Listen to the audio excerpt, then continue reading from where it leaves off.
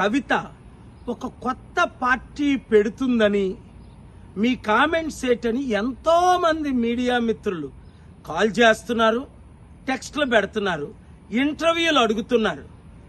నేనైతే కుటుంబ రాజకీయ విషయాలు మాట్లాడడానికి ఇష్టపడను.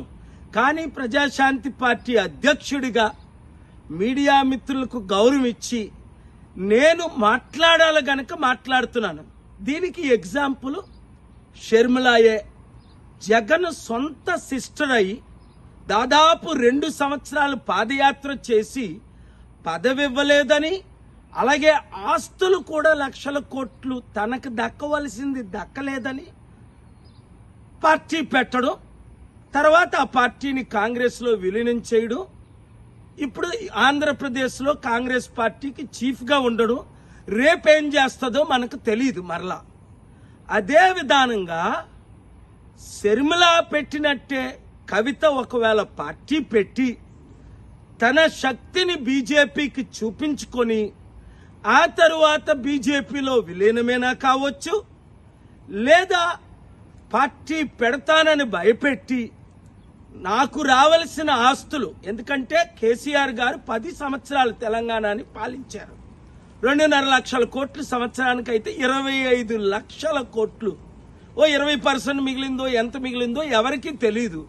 ఒక 5 లక్షల కోట్ల ఆస్తి అంతా కేటీఆర్కే ఇచ్చి నాకు ఇవ్వలేదని ఆస్తి తగాదాలున్నట్టు కూడా నేను వింటున్నాను.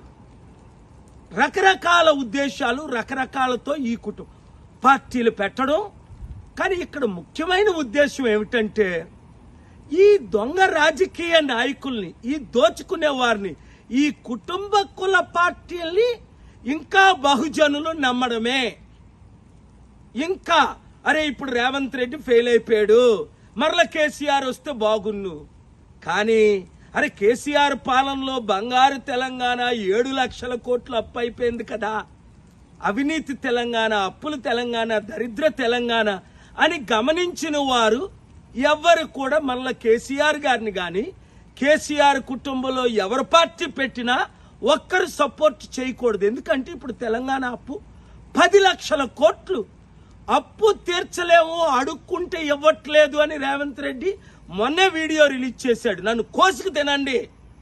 సో మార్పు రావాలి. ఆ మార్పు మీరు నేను కలిసి తేవాలి. అప్పుడే ప్రజాస్వామ్యం, అంబేద్కర్ ఆశయాలు నెరవేరుతాయి, అప్పులు తీరుతాయి, అభివృద్ధి చెందుతుంది. కనుక మీ అందరికి నేను ఇచ్చిన సలహా ఏంటంటే పాలన రావాలి, పాలన